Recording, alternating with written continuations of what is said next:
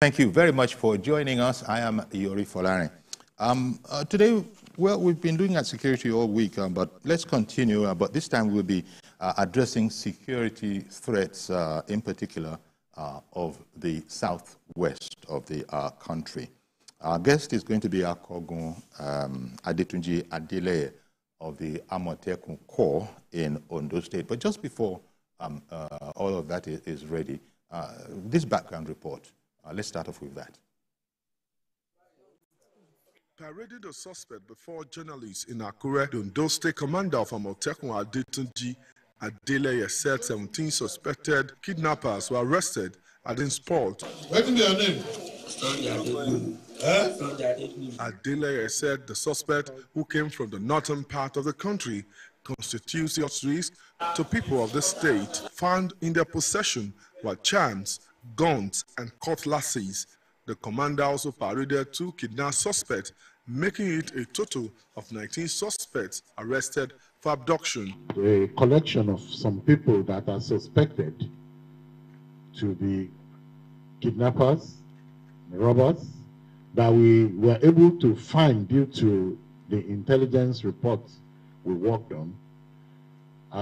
We picked about 17 of them in a particular area that is prone to attack. The command is worried about rising cases of burglary in Akure, with 7 suspects arrested for this offense. A murder suspect is also among those paraded by the Amotekun commander. What we have is more of housebreaking and petty stealing.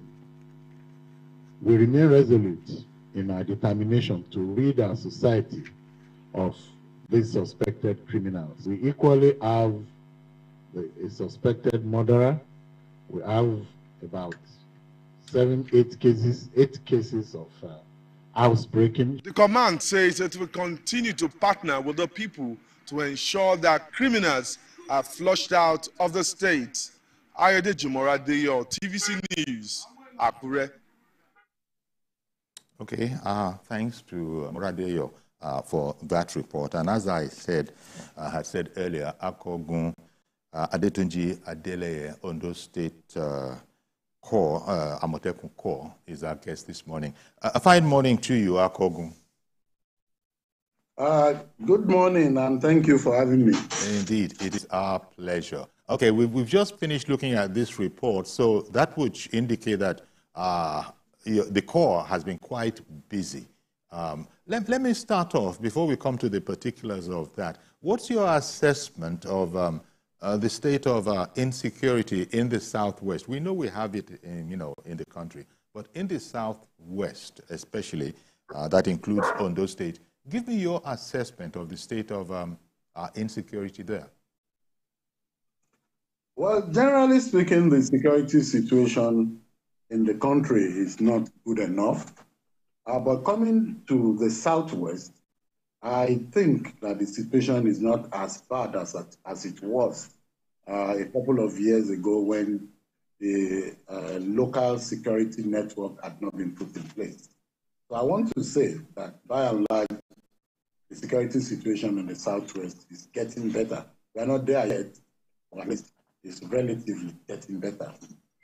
And I'm taking it for granted that you would say that the Corps, the Amotekun Corps in Ondo State, has made a difference, is making a difference in terms of maintaining security and the peace. Well, it's written all over there that with the cooperation of the government of Ondo State, even now that we have a new governor in place, is still putting all the support we needed to ensure that we perform. In Ondo State, a lot of premium is placed on the provision of adequate security of lives and properties to such an extent that comparatively in the last year, even the internally generated revenue of the state increased by over 200%, which is a far cry from what it used to be 3-4 years ago. So an average criminal parading himself in Ondo State knows that he's not likely to go scot-free. In the 24-hour, 7-day Ember Patrol that we embarked on a couple of weeks ago, going to about 15 weeks now, we have recorded tremendous success in terms of arresting kidnappers, those with legal firearms, and a good number of them have been taken to the correctional centers. Some of them are in different stages of investigation.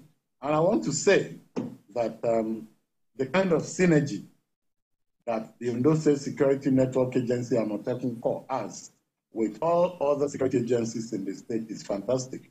Most of these operations, we rely on intel from them, we share intel, and some of them we do joint operations just to ensure that the state is safe. Thank you. When you say joint operations, of course the police are still fully involved here, and, as well as the Corps. The sometimes joint operations, are you talking about other, apart from the Corps and the police, apart from that, are there other security organizations, be they vigilante groups, are there a number of other groupings to sort of saturate the place with as much security as we can get? Yes, let me give you a scenario.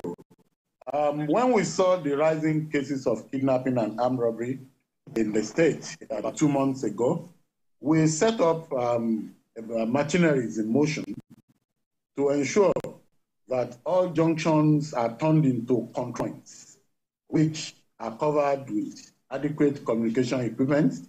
And on all these points where you have 10 Amotekun men, you have like 2 policemen, you have another 2 civil defense men, you have 1 or 2 DSS men, and of course, the army had always been handy. They stay at the background, and when we needed them, they come in a jiffy to ensure. You know, traditionally, before Amotekun came on board, it was everyday story of bank robberies. But when I was addressing the press in November, I made it clear that it's going to be the 3rd year of freedom to banks during December. That it's not going to be business as usual. And we told the general public to go ahead, do their businesses, that there was not going to be any bank robbery or major robbery in the state. And to the glory of God, we were able to achieve that. This is with the collaboration of other sister security agencies. And some of the time when we have cases of kidnaps, we share intel. Most of the time, we even rely on the trackings being done by the Department of State Security Services. So, in its entirety, there are some of those operations that we do it in collaboration with the DSS, the civil defense, local vigilantes in the forest, Amotekun men, and the army. So that's the truth. And of course, the police. And of course, the police as the lead agency. Yes.